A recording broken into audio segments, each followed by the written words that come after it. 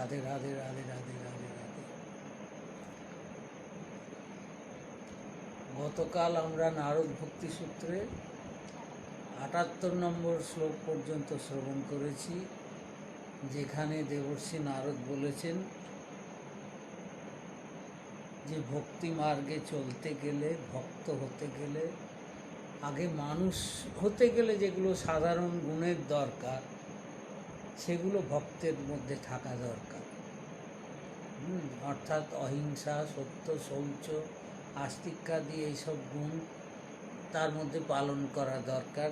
দৈবী সম্পত্তি তার থাকা দরকার। শ্রী শ্রী প্রভু জগৎবন্ধু সুন্দর উপদেশ দানকালে বলতেন যে আগে ভদ্র হও, পরে ভক্ত হও। হ্যাঁ, অর্থাৎ কি, ভক্তের মধ্যে সহনশীলতা, ভদ্রতা, নম্রতা এইসব গুণগুলি যদি না থাকে তো তাহলে সে তো উদ্ধত অহংকারী যে হবে, সে তো কোনো পথেরই পথিক হতে পারবে না। হ্যাঁ, সে পতনের পথেই এগিয়ে যাবে। সে ভগবানের যে রূপকেই মানুক না কেন, কোনো পথেই তার ভক্তি লাভ হবে। তাই ভক্তি করতে গেলে আগে মনুষ্যোচিত গুণগুলি দরকার, তারপর সে ভজন করবে, ভক্তি লাভ করবে। তো এবার মানে মনুষ্যোচিত আচরণ করে চলতে চলতে, জীবন পথে চলতে চলতে কী অবস্থা হবে না, সেইটা প্রসঙ্গ বলতে গিয়ে দেবর্ষি নারদ বললেন তার ৭৯তম শ্লোকে যে সর্বদা সর্বভাবেন নিশ্চিন্তিতই ভগবানেব ভজন। হ্যাঁ, মানে সর্বদা, মানে সব সময়, সর্বভাবে, নিশ্চিন্ত ইতি। হ্যাঁ, অর্থাৎ এখন বর্তমান যুগে যদি সাধারণ মানুষকে দেখা যায়, সে রাজা থেকে ভিখারি যেই হোক না কেন, সবারই একটা রোগ সবার মাথায় চেপে আছে। হ্যাঁ, যত শারীরিক আদি ব্যাধির মূল কারণ কি না, মনস্তত্ত্ববিদরা কেন, ডাক্তাররাও স্বীকার করছেন যে সেটা হচ্ছে টেনশান। হ্যাঁ, বর্তমান যুগে এই কথাটাই সব সময় শোনা যায় যে প্রতিটি লোকই, সে বাচ্চা থেকে বুড়ো, সকলেই টেনশানের শিকার। অর্থাৎ দুশ্চিন্তা, উদ্বেগ। তো নারদ বললেন কি যে যিনি ভক্তি পথে চলবেন, ভগবানের ভক্ত হবেন,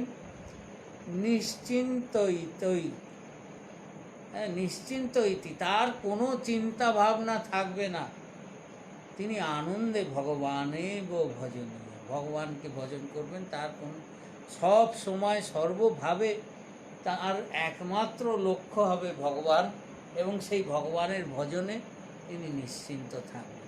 তার মধ্যে কোনো চিন্তা ভাবনা থাকবে না, কোনো টেনশন থাকবে না। এর নারদের এই ভক্তিসূত্রের প্রতিধ্বনি আমরা দেখি গীতাতে স্বয়ং ভগবানই অভয়বাণী দিয়ে দিয়েছেন।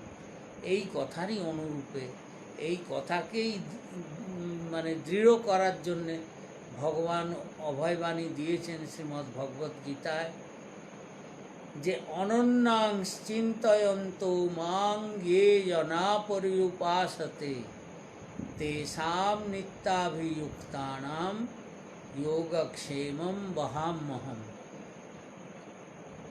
অর্থাৎ যে আমাকে ছাড়া আর কিছু জানে না, অনন্যা।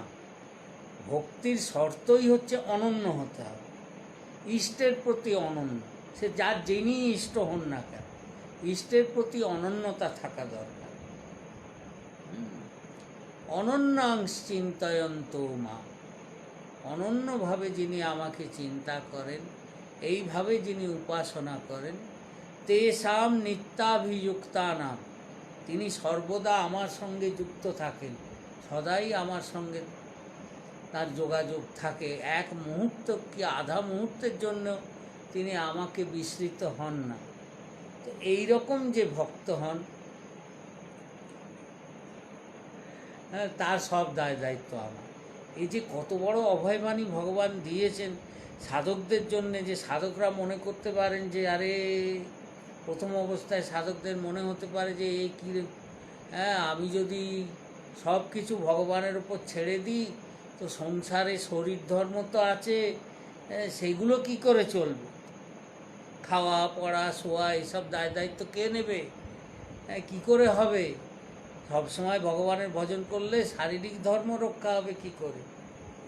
তা ভগবান বলছেন সেও চিন্তা করুন, আমি একেবারে সব দায়িত্ব নিয়ে নিচ্ছি।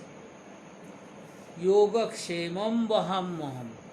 যোগ মানে কি?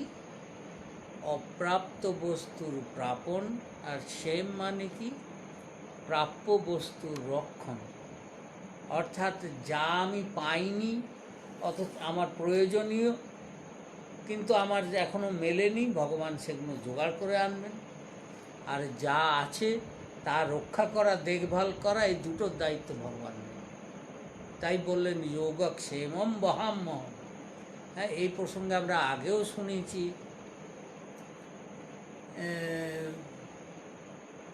যে উড়িষ্যায় দার্ঢ্যতা ভক্তি বলে একটা গ্রন্থে, জগন্নাথ ভক্তমাল যেটা, তাতে বর্ণন আছে, গীতা পণ্ডা বলে অর্জুন মিশ্র বলে এক গীতার টিকাকার ছিলেন ভগবদ্গীতার, তার প্রসঙ্গ বর্ণনা আছে যে অর্জুন মিশ্র ভগবানের এই শ্লোক শুনে বললেন যে হ্যাঁ, ভগবান কেন বহন করতে যাবেন?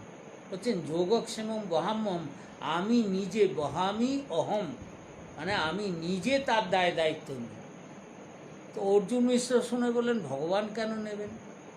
হ্যাঁ, গীতার তিনি ব্যাখ্যা করেছিলেন, তো ব্যাখ্যা করতে গিয়ে বলেন ভগবান নিজে কেন দায়িত্ব নিতে পারবেন? তার কত পরিকর আছে, কত নিজজন আছে, যে কাউকে আদেশ করলেই তো তার দ্বারাই পূরণ হয়ে যাবে, নিজে কেন করতে যাবে? হবে না। হ্যাঁ, এটা বহাম মহম হবে না, এটা হবে দদাম মহম, মানে আমি দিয়ে দিই। আমি নিজে বহন করি না, আমি কাউকে দিয়ে বহন করিয়ে দিই। তো উনি ওই বহাম্যহম শ্লোকটা কেটে দিয়ে দদাম্যহম করে দেন। আরে বাবা রে, ভগবানের শ্রীমুখ বাক্যের ওপর কলম চালানো। হ্যাঁ, তো সেই দিন তারা ব্রাহ্মণী দুজনে থাকতেন, ভিক্ষা করে চলতো, শ্রীক্ষেত্রে থাকতেন। তো অর্জুন মিশ্র গেছেন ভিক্ষায়, কিছু মেলেনি, অনেক ঘোরা, মানে তার নিয়ম ছিল কারো কাছে কিছু চাইতেন না, জয় জগন্নাথ বলে লোকের ঘরের সামনে দাঁড়াতেন, কেউ যদি দিল ঠিক আছে, না দিল তাও ঠিক আছে।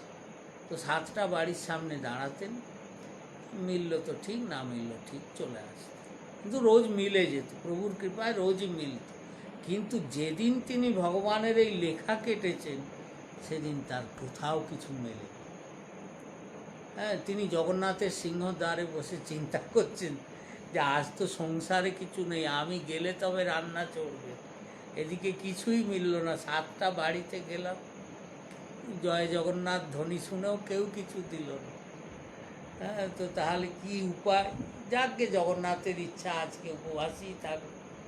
আর এদিকে ওনার স্ত্রী ঘরে দেখছে যে 2টো বাচ্চা ছেলে, হ্যাঁ, একটা কালো আর একটা ফর্সা, ভারী সুন্দর দেখতে, মাথায় ধামায় করে প্রচুর জিনিস নিয়ে এসছে, মানে এত জিনিস এনেছে যে তাদের সারা জীবনের অভাব মিটে যাবে। টাকা পয়সা, খাবার দাবার, সোনা দানা সব কিছু তারা এনেছে। তো দেখে, আর তারা সাইজে ছোট ছোট ছোট বাচ্চার মাথায় অত বড় বড় ধামা, তো দেখে মিশ্র পত্নী বলছেন বাবা তোমরা কোথা থেকে এসব নিয়ে এলে? বলে ও মিশ্র ঠাকুরের শিষ্য আমরা। হ্যাঁ, অর্জুন মিশ্রেরই আমরা শিষ্য, উনি আমাদের হাত দিয়ে পাঠিয়ে দিয়েছেন। বলে উনি কোথায় পেলেন এসব জিনিস? বলে তা তো জানি না, উনি আমাদের মাথায় দিয়ে পাঠিয়ে। বলে এ কি অর্জুন মিশ্র বুড়ো বয়সে ভীমরতি ধরলো? হ্যাঁ, এরকম ছোট ছোট বাচ্চার মাথায় এত ভারী ভারী ধামা কেউ চাপায়? তো ঠিক আছে বাবা, তোমরা বসো একটু, এখানে কিছু প্রসাদ পেয়ে যাও। বলছে না মা, আমাদের বসার সময় নেই। কারণ অর্জুন মিশ্র আমাদের গুরুদেব আমাদের উপর খুব রেগে আছে। এই দেখো না, আমরা আসতে দেরি করছিলাম বলে আমাদেরকে মেরেছে, বলে দুই ভাই পিঠ খুলে দেখাচ্ছে, হ্যাঁ, পিঠ আলগা করে দেখাচ্ছে, দুজনেরই পিঠে মারের দাগ। বলে আমাদেরকে মেরেছে। তো ওর বউ ভাবছে, অর্জুন মিশ্রের বউ ভাবছেন যে আরে বাবা রে, ওর মিশ্র ঠাকুর তো কোনোদিন একটা মশামাছি পর্যন্ত মারতেন না, এত তার কোমল স্বভাব, সর্বভূতে তিনি ভগবানকে অনুভব করতেন। আর আজ এরকম বুড়ো বয়সে এরকম তার অবস্থা হলো যে ছোট ছোট বাচ্চা তাদেরকে ধরে মার দিয়েছেন। খুব মনে রাগ হলো। যাই হোক, বাচ্চা দুটো তো পালিয়ে গেল। তারপর অর্জুন মিশ্র যখন এসেছেন, আসার পর প্রথমেই তো বউ ঝগড়া করতে শুরু করেছে, হ্যাঁ গো তোমার কি বুড়ো বয়সে ভীমরতি ধরেছে? তাহলে কেন, কি হয়েছে? তাহলে এই যে তুমি এত জিনিস পাঠিয়েছ। অর্জুন মিশ্র বলছেন কোথায় পাঠিয়েছি, তিনি তো খালি হাতে এসছেন, টনটন গোপাল, কিচ্ছু নেই। তাহলে কোথায় পাঠিয়ে, বলে কেন তুমি তোমার দুটো শিষ্যের হাত দিয়ে এত জিনিসপত্র পাঠিয়েছ? বলে না কই, আমি তো পাঠান। বললে হবে, এই দেখো। ভাণ্ডারে গিয়ে দেখছেন ভাণ্ডার ভরে রয়েছে, এত জিনিস, এত সামগ্রী কোনোদিন দেখেননি। বলে ওরে বাবা রে। বলে এইরকম পাঠিয়েছো, ভালো করেছো। তারপর আবার বাচ্চা দুটোকে ধরে মারও দিয়েছো। তারা দেখালো তাদের দুজনেরই পিঠে দাগ রয়েছে দুটো করে, যে লাঠি দিয়ে খুব মেরেছো তাদের পিঠে।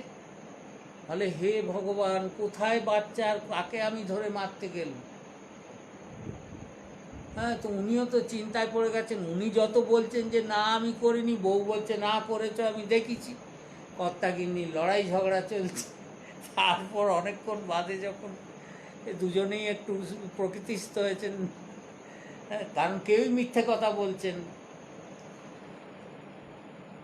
তখন অর্জুন মিশ্র বলে আচ্ছা ছেলে দুটো দেখতে কীরকম বলো তো? বলে একটা কালো, একটা কালো। বলে তারা বলে বললো মেরেছি, কত কত মার দিয়েছি, কিভাবে মেরেছি? বলে দুজনের পিঠে দুটো করে লাঠির দাগ আছে। উনি তখন গিয়ে দেখছেন যে গীতার শ্লোকে উনি দুবার করে কেটেছেন। বহাম্মহম শ্লোকটা দুবার আঁচড় দিয়ে কেটেছেন, কালির আঁচড়ে। বলেন গীতার বাণী ভগবানের সাক্ষাৎ শ্রীঅঙ্গ স্বরূপ। প্রভুর শ্রীঅঙ্গে ব্যথা লেগেছে। ও তখন বলছেন হে করুণাময়, আমি বুঝতে পারিনি, আমি দিনহীন জীব, মূর্খ জীব, অজ্ঞ জীব, আমার এ বোধ নেই। আমি তোমার শ্রীমুখ বাক্যেও অবিশ্বাস করেছি, তোমার লেখাতেও আমি কলম চালিয়েছি, সত্যি সেটা তো তোমার অঙ্গে আঘাতই করেছে। তো হে করুণাময়, তুমি নিজে প্রমাণ দিয়ে দিলে যে ভক্তের ভার তুমি নিজে বহন করো, আর কাউকে দিয়ে করাও না। হ্যাঁ, আমি লিখেছিলাম যে বহাম্মহমের জায়গায় দদাম্মহম, তো সেই দদাম্মহম আবার কেটে তিনি লিখে দিলেন অনন্যাং চিন্তয়ন্ত মাম যে না পর্যুপাসতে তেষাম নিত্যাভিযুক্তানাম যোগক্ষেমম বহাম্মহম বহাম্মহম বহাম্মহম। ত্রিসত্য, তিনবার লিখে দিলেন এই কথা। একমাত্র অর্জুন মিশ্রের টিকাতে দেখা যায় যে এই শ্লোকে এই শব্দটা তিনবার আছে। ত্রিসত্য করে বলছে, ভগবানের ত্রিসত্য, তিনি ভক্ত সেবা তিনি নিজে করেন, আর কাউকে দিয়ে করান। তো তাই যারা ভগবানের অনন্য ভক্ত হন, কিন্তু এখানেও শর্ত রয়েছে যে অনন্য হতে হবে। আমি ভগবানকেও মানি, ভগবানের প্রতিও প্রীতি আছে, আবার জগতের প্রতিও প্রীতি আছে, জগতের লোকেরও ভরসা করি, ভগবানকেও ভরসা করি, জগতের লোকেরও ভরসা করি। হ্যাঁ, যেমনি দেখেন না মঠ মন্দিরে ভগবানের প্রতি ভরসা কোথায়, আর তো লোকের প্রতি ভরসা করে। জানেন যে লোকজন এলে তাদের থেকে আমরা কিছু পাবো, এবং যে যেমন ঠাকুর তার তেমনি পুজো হয়। হ্যাঁ, যে যেমন। এখনকার দিনের মঠ মন্দিরে সব ব্যবস্থাগুলো দেখলে মানে কি বলবো, অভিভূত হয়ে যেতে, বিস্ময়ে অভিভূত হয়ে যেতে হয় যে কিভাবে সিস্টেম, কিভাবে তারা লোকের মধ্যেও A grade, B grade, C grade নির্ণয় করে নেন, যে কোন গ্রেডের লোক কীরকম মর্যাদা পাবে, কার থেকে কিভাবে আদায় করতে হবে। এত সুন্দর সূক্ষ্ম বুদ্ধি আমাদের মঠ মন্দির যারা চালান তারা ধারণ করেন, যে ভগবত ভজনের জন্য যে বুদ্ধি লাগাতে হবে সেই বুদ্ধিটাই তাদের আর থাকে না। কারণ তারা তো ভগবানের ওপর শরণাগতির কোনো লক্ষণ থাকে না, মানুষের শরণাগতি করেই তারা মনে করেন যে বেশি লাভ হবে। তার শরণাগতি করে তিনি যোগক্ষেম বহন করবেন কি করবেন না সন্দেহ আছে, কারণ অনন্যতায় যদি একটু ছেদ থাকে হবে না। তার চেয়ে বাবা ভগবানকে অত কষ্ট দিয়ে দরকার নেই, আমরা জগতের লোককেই ভরসা করি, তাদের শরণাগত হই, হ্যাঁ, তাহলে আমার বেশি লাভটা হবে। এইভাবেই তো জগতের লোক চলে, হ্যাঁ, জগতের সব কিছু সম্বন্ধ এইভাবেই চলে। অর্থাৎ সেই জন্যে তারা কেউ নিশ্চিন্তও হতে পারেন না। একমাত্র জীব শান্ত হতে পারে তখনই, নিশ্চিন্ত হতে পারে তখন যখন সে ভগবানের কাছে নিজেকে ছেড়ে দিতে পারে। কিন্তু জগতের লোকের কাছে তো কেউ নিজেকে ছাড়তে পারবে না, হ্যাঁ, কারণ কতক্ষণ ছাড়বে? জগতের লোককে তো মন দেয়া যাবে না, মন দিলে মন তো স্থির হবে, কারণ সে লোক যাকে দিচ্ছ সে তো অস্থির। একটা অস্থির বস্তুতে যদি তুমি মন দিয়ে মনে করো আমি স্থির হব, তো কখনোই হবে। মানুষের চিত্তবৃত্তি প্রতিনিয়ত বদল হচ্ছে। তো তাই নিশ্চিন্ত হওয়া, টেনশন ফ্রি হওয়া তো জগতের লোকের ভরসা করলে হওয়া যাবে না। একমাত্র ভগবানের কাছে পরিপূর্ণ শরণাগত জীবই নিশ্চিন্ত থাকতে পারে আনন্দে। ভক্তদের তাই কোনো চিন্তা নেই, হ্যাঁ, তাদের কি হালে তিনি রাখলেন তা নিয়েও কোনো চিন্তা নেই। হ্যাঁ, দেখো না, আমাদের চৈতন্য চরিতামৃতেও বলা হয়েছে যে মহাপ্রভুর কৃপার এক স্বাভাবিক ধর্ম, যে ভগবান যাকে কৃপা করেন তার একটা স্বাভাবিক ধর্ম আছে, কি না রাজ্যপদ ছাড়ি করায় ভিক্ষুকের কর্ম। হ্যাঁ, যারা বড় বড় রাজা মহারাজা তাদেরকেও রাজ্যপদ ছাড়িয়ে ভিখারি করে দেয়। এই যে আমাদের গোস্বামীগণ, রূপ সনাতন, হ্যাঁ, প্রতিটি গোস্বামীগণ তারা কি ছিলেন? হ্যাঁ, রূপ গোস্বামী ছিলেন, সনাতন গোস্বামী ছিলেন বাংলার প্রধানমন্ত্রী, হুসেন শাহের প্রধানমন্ত্রী। রূপ গোস্বামী ছিলেন খাজাঞ্চি। হ্যাঁ, কি রঘুনাথ দাস গোস্বামী তখনকার দিনে নবাবকে তারা টাকা ধার দিতেন, এত তাদের ঐশ্বর্য ছিল, ইন্দ্রসম ঐশ্বর্য, স্ত্রী অপ্সরা সম। হ্যাঁ, অনেকে দেখছি শুনছি, কলির প্রভাব, কালের প্রভাব, কিছু বলার তো জো নেই। হ্যাঁ, গৌড়ীয় বৈষ্ণব ধর্ম নিয়েও কতজনে কটাক্ষ করছেন, হ্যাঁ, যাদের কোনো জ্ঞানই নেই, কোনো ধারণাই নেই, কোনো মূল গ্রন্থ কেউ অধ্যয়ন করেননি, তারা সব মন্তব্য করছেন যে গৌড়ীয় বৈষ্ণব ধর্মই নয়, বৈষ্ণব ধর্মই নয়, এরকম দেখলাম বা শুনলাম যে কেউ এরকম মন্তব্য করছে। অর্থাৎ এখানে অজ্ঞতাই মূল কারণ, আর তো কিছু বলা যাবে না। তারা দয়নীয় যারা এরকম মন্তব্য করছে, যে কারণ মহাপ্রভুর ধর্ম কখনো কাউকে অসম্মান করা শেখায় না। হ্যাঁ, মহাপ্রভুর ধর্ম কখনোই বলে না, মহাপ্রভুর শিক্ষা কি, আপনে উত্তম হইয়া অন্যে দিবে মান, জীবে সম্মান দিবে জানি কৃষ্ণ অধিষ্ঠান। যে ধর্ম প্রতিটি জীবকে সম্মান করার কথা বলছে, হ্যাঁ, যে গৌড়ীয় বৈষ্ণব ধর্ম প্রতিটি মানুষকে বলছে, প্রতি মানুষ শুধু নয়, প্রতিটি জীবের মধ্যে ভগবানের অধিষ্ঠান আছে, জীবে সম্মান দিবে জানি কৃষ্ণ অধিষ্ঠান, এই কথা যে ধর্ম বলছে, সেই ধর্ম কি কোনো দেবদেবীর অসম্মান করতে পারে? হ্যাঁ, মহাপ্রভুর জীবন চরিত্র কেউ পড়ে দেখুক না, তাহলেই দেখবে তিনি প্রতিটি দেবদেবীর মন্দিরেই গেছেন। শিব বলো, দুর্গা বলো, সব মন্দিরে গিয়ে সকলের কাছে প্রণাম করেছেন, সকলকে মর্যাদা করেছেন। তিনি তো কাউকে অসম্মান করতে শেখাননি। এখন কেউ যদি তার নাম নিয়ে অসম্মান করে তাহলে ধর্মের ওপর আরোপ চলতে পারে না। কেউ যদি তার শিক্ষা না মানে সেটা তার দোষ। কেউ যদি অন্য দেবদেবীদেরকে হেয় করে, কারণ সব ভগবানের বিভূতি, ভগবান যখন বিশ্বরূপ দেখিয়েছেন তার মধ্যে সব আছে। তো সুতরাং কাউকে হেয় করা মানে তাকেই হেয় করা পরোক্ষে। তো সুতরাং যারা মহাপ্রভুর ধর্ম মেনে চলেন তারা কাউকে অসম্মান করেন না। হ্যাঁ, সকলকে মর্যাদা করাই যে ধর্মের মূল আধার। তা আমাদের গোস্বামীগণ তারা আচরণে দেখিয়েছেন তারা কি ছিলেন আর কিভাবে তারা বৃন্দাবনে এসে ভজন করেছেন।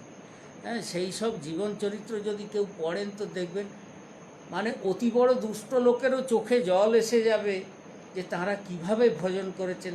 হ্যাঁ, এটা জোর গলায় বলা যেতে পারে যে আর কোনো সম্প্রদায় কোনো আচার্যের জীবনে এরকম পরিস্থিতি দেখা যায় না যা কষ্ট আমাদের গৌড়ীয় গোস্বামীগণ সহন করেছে।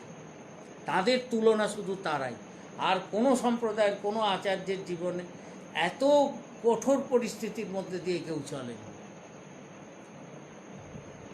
হ্যাঁ, তবে আমি কোনো সম্প্রদায়ের হয়ে বলছি না, কোনো সম্প্রদায়ের ওকালতি করা আমার স্বভাবও নয়। আমি সবাইকেই মানি, কারণ মহাপ্রভুর শিক্ষায় সবাইকে মর্যাদা করা, সবার মধ্যে থেকেই সার সংগ্রহ করা, এবং একই ভগবান সর্বভূতে রয়েছেন, সবার মধ্যে রয়েছেন, নানাভাবে রয়েছেন। তাকে অসম্মান করব? প্রতিটি জীবের মধ্যেই হ্যাঁ সর্বম বিষ্ণুময়ং জগৎ, হরিময় জগৎ। কাকে আমি নিন্দা করব, কার অসম্মান করব, কার অমর্যাদা করব? তো মহাপ্রভু যাকে কৃপা করেন তার হয় কি যে রাজ্যপদ ছাড়ি করায় ভিক্ষুকের পদ। রাজারাও রাজত্ব ছেড়ে ভিখারি হয়ে যান। কেন না, তাদের ধর্মই হচ্ছে জীবকে কৃষ্ণ ভুলি যেই জীব অনাদি বহির্মুখ, অর্থাৎ অতএব মায়া তারে দেয় সংসার দুঃখ। যে জীব মায়ার কবলে পড়ে অনাদিকাল ধরে সংসার দুঃখ ভোগ করছে, তাকে সেই মায়া থেকে মুক্ত করে। সদ্গুরুর কাজ কি? জীবকে মায়া যুক্ত করা নয়, মায়া মুক্ত করা। যদি কেউ মায়া মুক্ত করতে পারেন তবেই তিনি সদ্গুরু, আর তা নইলে সে যত বড়ই নামি দামি হোক না কেন বদগুরু পর্যায়ে। যে যদি কেউ বলেন যে গুরুর কৃপায় অনেক ধনরত্ন মিলেছে, ভগবানের ভজন করা ভুলে গিয়েছি, সংসারে খুব জড়িয়ে পড়েছি, হ্যাঁ সংসার সব আমার 18 আনা ঠিক চলছে, তো তাহলে বুঝতে হবে গুরু কৃপা হয়নি, ভগবত কৃপাও হয়নি। হ্যাঁ, শুধু মহাপ্রভুর ভাবধারার কথাই বা বলি কেন, রাজরানী মীরা, হ্যাঁ দেখুন না আজও যুগে যুগে বন্দিতা হয়ে রয়েছেন। রাজরানী মীরা ভিখারিণী গো, গিরিধারী তোমার লাগিয়া। হ্যাঁ, তো এই গিরিধারীর প্রেমের বাঁশি যে শুনেছে, আর কি সে কোনো দিকে তাকাতে পারে না, আর কোনো বন্ধন তাকে বেঁধে রাখতে পারে?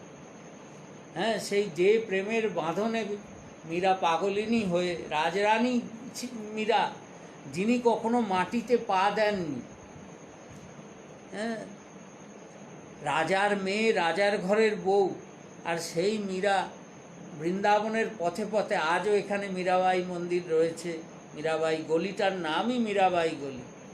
হ্যাঁ, এই বৃন্দাবনের পথে পথে মীরা পগ ঘুঙুর বাঁধ মীরা নাচি। হ্যাঁ, পায়ে ঘুঙুর বেঁধে রাস্তায় নেচে নেচে বেরিয়েছেন। যিনি অসূর্য স্পর্শা ছিলেন, যাকে মানে কোনোদিন সূর্য তার মুখ দেখতে পায়নি, সদা অন্তপুরে থাকতেন, আর সেই মীরা বৃন্দাবনের পথে পথে নেচে বেরিয়েছেন গিরিধারী গোপাল বলে। এই তো মহাপ্রভুর কৃপা, ভগবান গোবিন্দের কৃপার এই তো ধর্ম। আর একটি প্রসঙ্গ স্মরণে আসছে, এই যে সর্বদা সর্বভাবেন নারদ বলেছেন, তো মীরাবাইকে তো কেউ কোনোদিন দেখতে পেত না। তিনি রাজরানী ছিলেন, রাজকন্যা আবার রাজরানী, তাকে তো কেউ কোনোদিন চোখে দেখত না। তো বৃন্দাবনের পথে পথে যখন নেচে বেড়াচ্ছেন, হ্যাঁ হা গিরিধারী গোপাল বলে নৃত্য করে বেড়াচ্ছেন, সেই রূপে তাকে তো তখন সবাই দেখতে পেয়েছে। তো কোনো রাজকুমার মীরাবাইকে দর্শন করে, এখন সাধারণ বিষয়ী লোক হলে তাদের যেরকম বুদ্ধি হয়, সে মীরাবাইয়ের কাছে গিয়ে বলল যে রানী সাহেবা, আপনি জীবন এইভাবে নষ্ট করছেন কেন? আপনার না হয় স্বামী মারা গেছে, হ্যাঁ, আপনার তো এই অল্প বয়স, আপনার স্বামী মারা গেছে, তো তাতে কি হয়েছে? হ্যাঁ, আপনি এই রকম পায়ে ঘুঙুর বেঁধে বৃন্দাবনে সব সাধুদের সঙ্গে মধ্যে দিয়ে নেচে নেচে বেড়াচ্ছেন, এটা কি ঠিক কাজ করছেন? এটা তো ঠিক কাজ নয়। আপনি আবার নতুন জীবনে প্রবেশ করুন। জীবন এত ক্ষুদ্র নয়, জীবনে অনেক কিছু উপভোগের বিষয় আছে, আর আপনি এই এত অল্প বয়সে এইভাবে বৃন্দাবনে গিরিধারী গোপাল করে নেচে বেড়াচ্ছেন, এটা তো ঠিক ব্যাপার না। তো মীরাবাই শুনে বললেন, তাহলে আপনি আমাকে কি করতে উপদেশ দেন?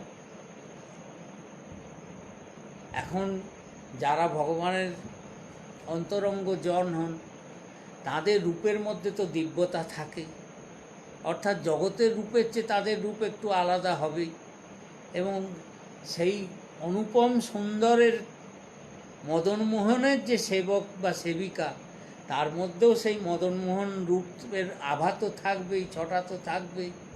তো মীরার যে অনিন্দ সুন্দর রূপ, সেই রূপ দেখে যা লোকের মধ্যে সমর্পণের ভাব জাগায়, অর্থাৎ ভক্তজন মীরার চরণে লুটিয়ে পড়েছেন, তো এ তো দুষ্ট রাজকুমার, বিষয়ী রাজকুমার, তার ভোগ বাঞ্ছা জেগেছে।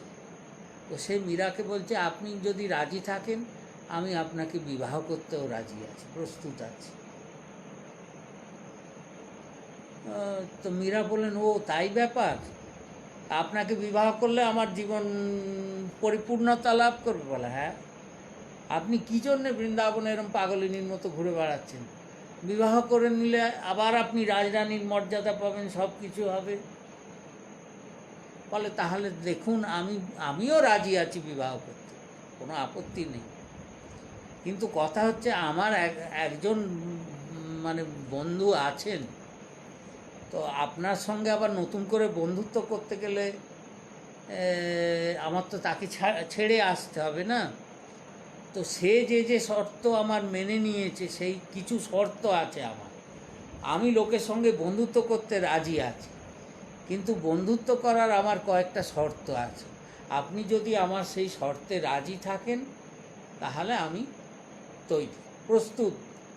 মানে বলুন আপনার কি শর্ত?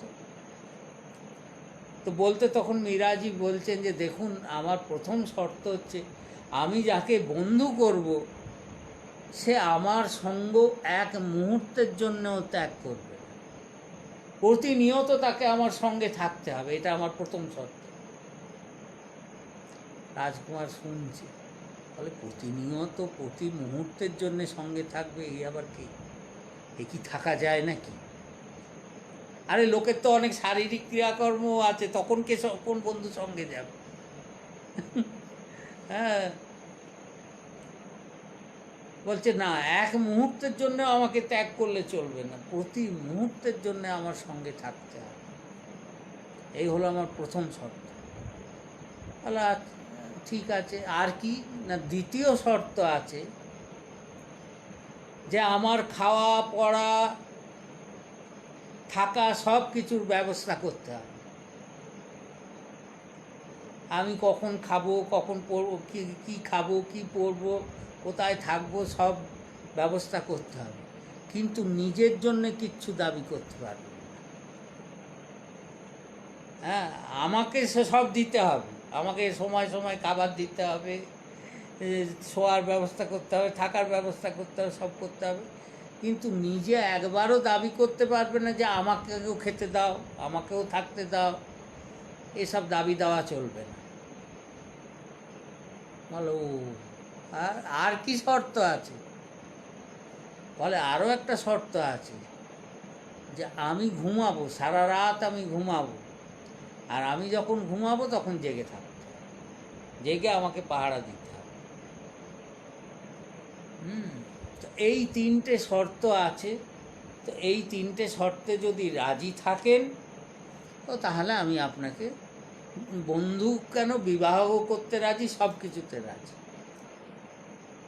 এই রাজকুমারটা একটু চিন্তা ভাবনা করে আস্তে আস্তে স্বস্থানে প্রস্থান।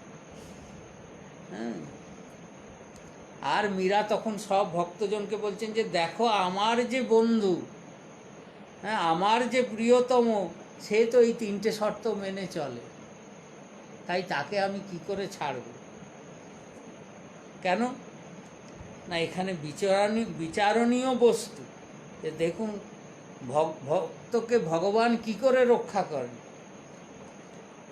অর্থাৎ যে প্রেমী ভক্ত হয় ভগবান তার সঙ্গ কখনো ছাড়েন না, প্রতি মুহূর্ত। এমনকি সে যখন অপবিত্র অবস্থায়ও আছে তখনও তো প্রভু হৃদয়ে বসে আছে। হ্যাঁ, কোনো অবস্থায় ভগবান তাকে ছাড়েন না, প্রতিনিয়তর জন্য তার সঙ্গ দেন।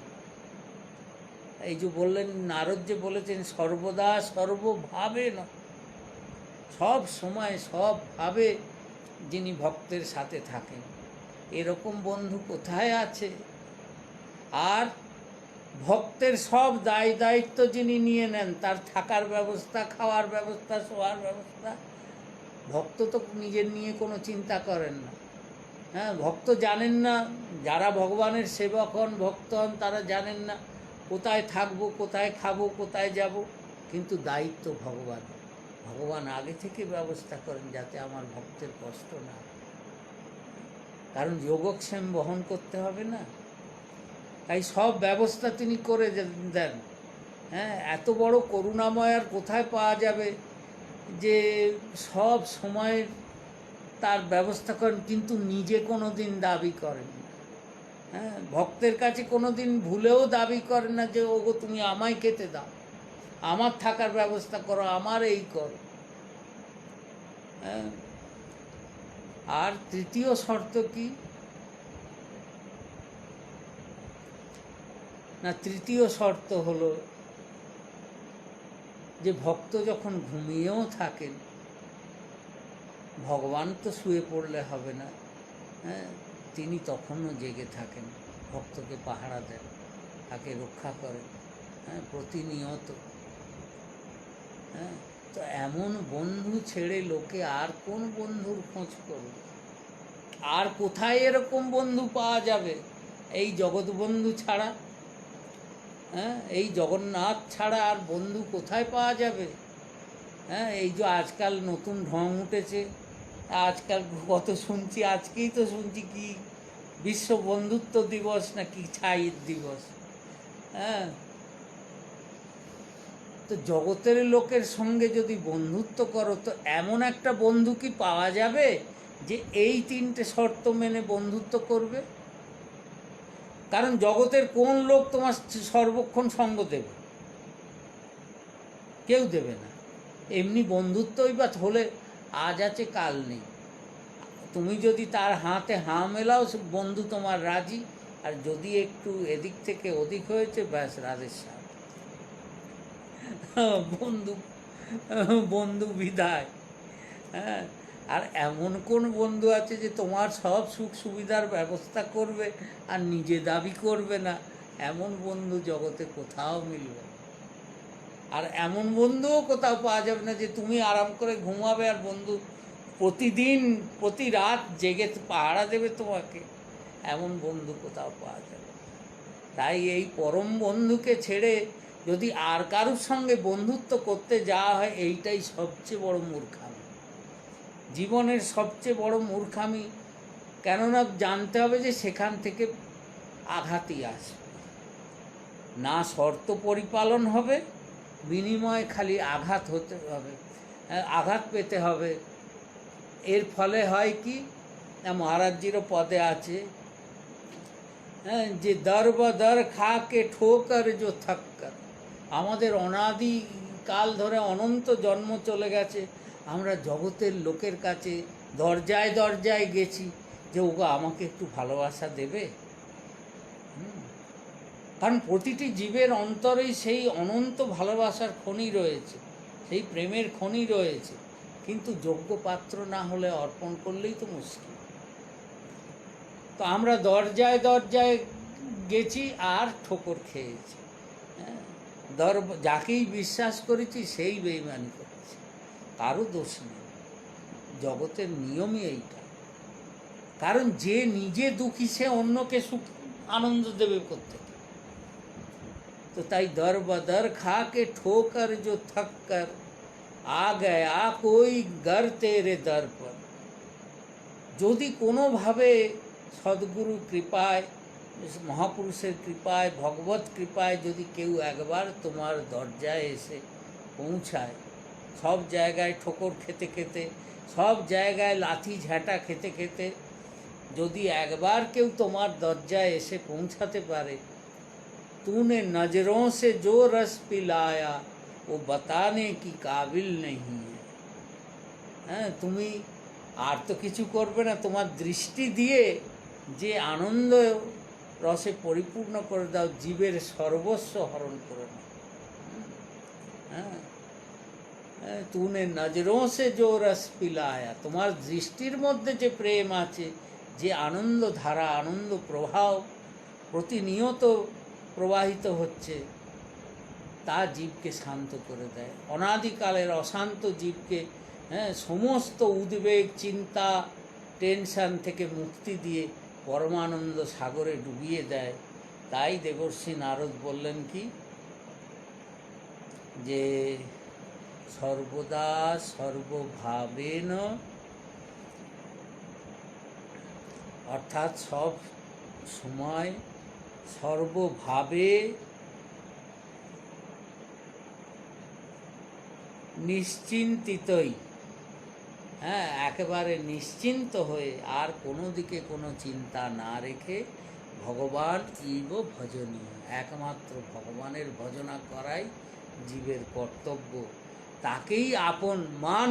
ভগবানের তো কোনো দাবি দাওয়া নেই।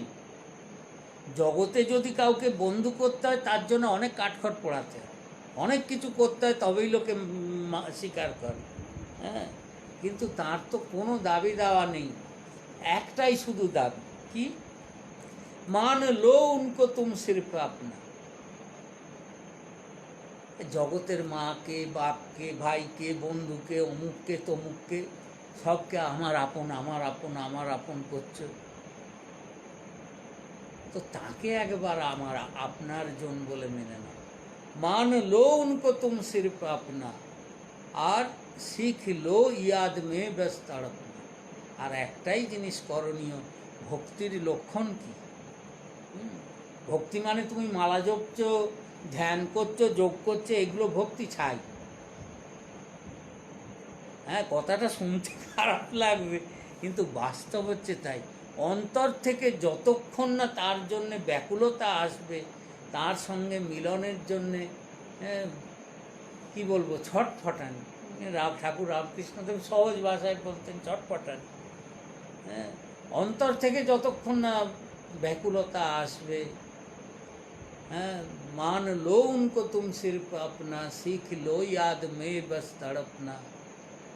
শুধু তুমি যদি তার জন্য ব্যাকুল হও, ও লাগা লেঙ্গে সিনে সে তুঝকো, ও তোমাকে বুকে জড়িয়ে ধরবে, কোনো চিন্তা নেই।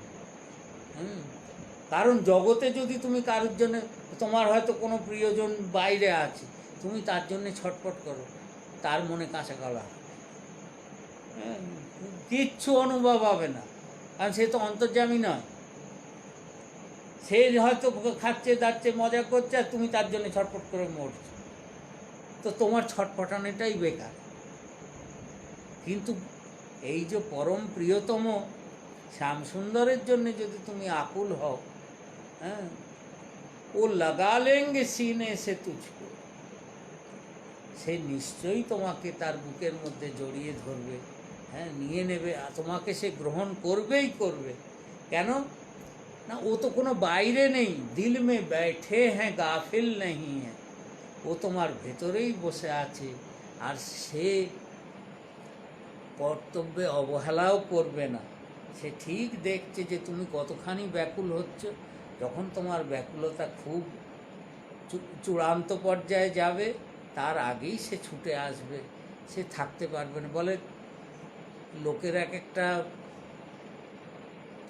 হ্যাঁ, আমাদের এদেশেও যারা বুদ্ধিমান লোক, হ্যাঁ, মানে অতি চালাক লোক, যারা নিজেকে চালাক মনে করে, তারা যদি কোনো লোকের সঙ্গে আলাপ করতে যায় বা তার সঙ্গে কোনো কার্য উদ্ধার করতে চেষ্টা করে, তো আগে জেনে নেয় যে এর উইক পয়েন্ট কী আছে, তার দুর্বলতা কিসে আছে, জেনে তখন সেই পথ দিয়ে ঢুকে তাকে বসে আনে।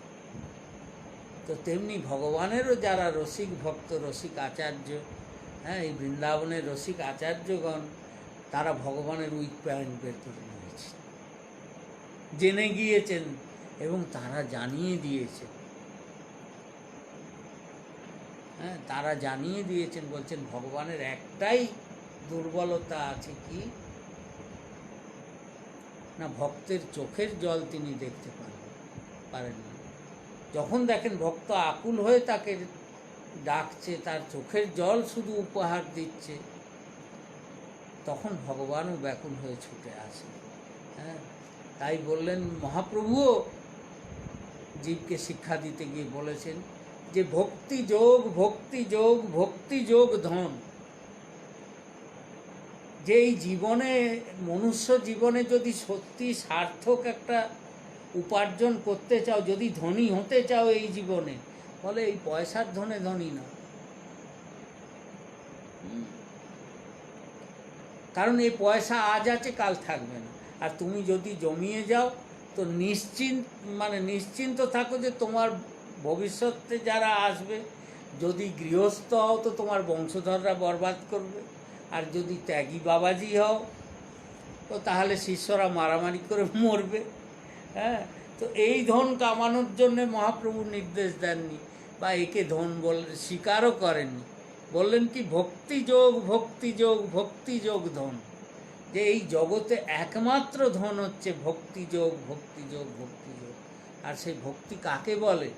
নারদ তো অনেক কথা বলেছেন, এত সূত্র দেখিয়ে দিয়েছেন, কিন্তু মহাপ্রভু একটা কথাতেই সমাধান করে দিয়েছেন। কারণ তিনি তো স্বয়ং সেই বস্তু না, ভক্তি তো তাঁরই অংশ। হ্যাঁ, ভক্তির চরম লভ্য বস্তু তো তিনি। তাই তিনি বললেন কি, যে ভক্তি যোগ, ভক্তি যোগ, ভক্তি যোগ ধন। ভক্তি কি না, ভক্তি এই কৃষ্ণ নাম স্মরণ প্রন্ন। ভক্তি হচ্ছে ভগবানের নাম স্মরণ করো আর আকুল হয়ে কাঁদো। শ্রীমদ্ ভাগবতী এই পন্থা দেখিয়েছেন। রাস পঞ্চাধ্যায় ব্রজগোপী যখন শ্রীকৃষ্ণ অন্তর্হিত হয়েছিলেন, তখন সুখদেব বলেছেন মহারাজা পরীক্ষিতকে যে কৃষ্ণ মিলনের রাস্তা কি, ভগবত মিলনের রাস্তা কি। আদি গুরু ব্রজ গোপীজন, এই বৃন্দাবনের গোপীজনই সেই রাস্তা দেখিয়েছেন, যে রুরুদু সুস্বরম রাজন কৃষ্ণ দর্শন লালসা। অর্থাৎ শ্রীকৃষ্ণকে পাবার জন্যে, কৃষ্ণকে দর্শনের আকাঙ্ক্ষায় সুস্বরে রোদন করে। সেই রোদনও সুন্দর। হ্যাঁ, ভগবত প্রাপ্তি জগতের জন্যে রোদন, সে রোদনও কুৎসিত, কিন্তু ভগবত প্রাপ্তির জন্যে রোদন যেটা সুস্বরম, রুরুদু সুস্বরম রাজন কৃষ্ণ দর্শনম লালসা। তো ব্রজ গোপীজন তারা তো আর কিছুই করেনি, শুধু হা কৃষ্ণ বলে কেঁদেছেন। তাই মহাপ্রভু বললেন কি ভক্তি এই কৃষ্ণ নাম স্মরণ প্রন্দন। হ্যাঁ, তো ভগবানেরও দুর্বল দিক হচ্ছে, মনের দুর্বল দিক হচ্ছে যে ভক্ত যখন আকুল হয়ে তার জন্যে কাঁদে, তিনি আর স্থির থাকতে পারেন না, ছুটে আসেন দেখা দেয়, তাকে আসতেই হয়। হ্যাঁ, না এসে তিনি পারেন না। হ্যাঁ, এবং তাই দেবর্ষি নারদও তার সূত্রে বললেন যে নিশ্চিন্ত হয়ে জীব তুমি ভগবানেরকেই একমাত্র ভজনা করো, সর্বদা সর্বভাবে নিশ্চিন্ত হয়ে ভগবানের ভজনা করো। তোমার দায় দায়িত্ব সব সামলানো, দায় দায়িত্ব ভগবানের, তিনি সব কিছু করবেন। হ্যাঁ, এরপরে আমাদের তো এগোতে হবে। তো এটা ৮০তম ৭৯তম হয়েছে। ৮০তম সূত্রে দেবর্ষী নারদ বলেছেন, সকীর্তমানঃ শীঘ্রমেবাবির্ভব।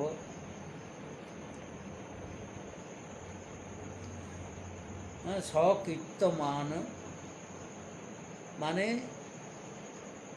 যে ভক্ত নিশ্চিন্ত হয়ে থাকেন তার কাজ কি থাকে? একটাই, ভগবানের নাম কীর্তন। সকীর্তমান।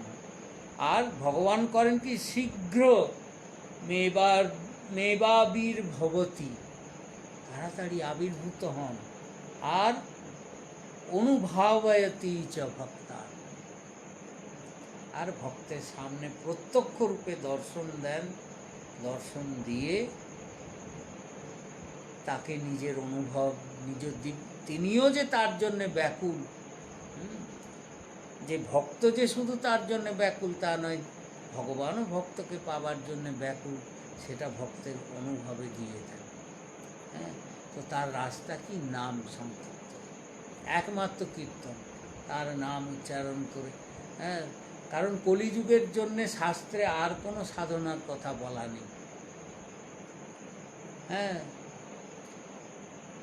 কলিযুগে অনন্ত অনন্ত মহাপুরুষগণ তারা একটাই সাধনার কথা বলেছেন, এবং সর্বশাস্ত্রের মুকুটমণি শ্রীমদ্ ভাগবত বলেছেন।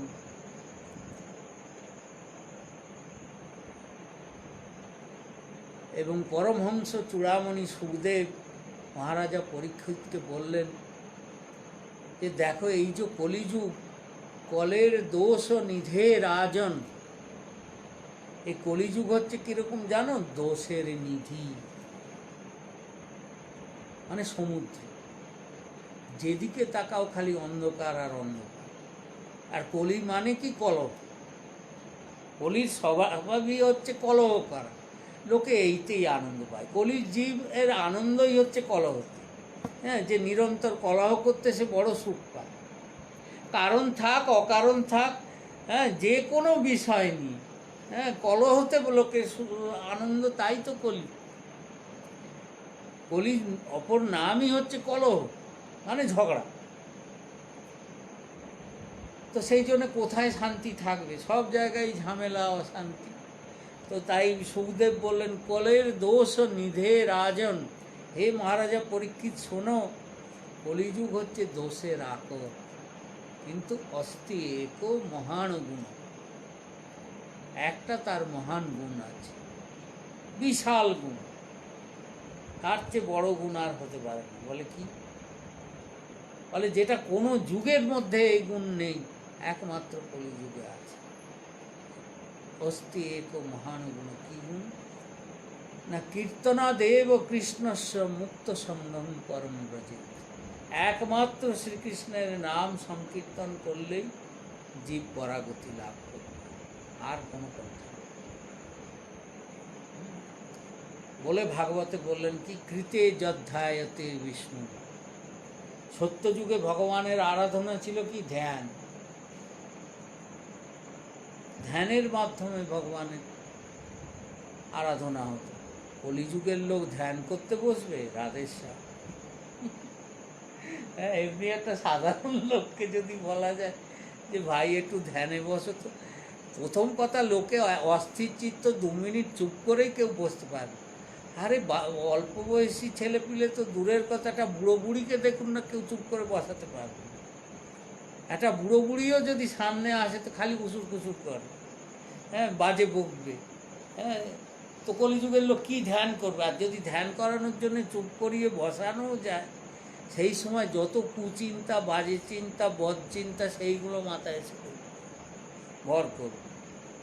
এ মানে প্রত্যক্ষ অনুভব আছে, যাদের আছে তারা জানেন যে কেউ যদি চুপ করে বসে, স্থির হয়, তখন যত বাজে চিন্তাগুলো মনের মধ্যে আসে। ভগবত চিন্তা সহজে আসে না, ভগবত কৃপা বিনা। তাই কলিযুগের লোকে ধ্যানের অধিকারী নয়। হ্যাঁ,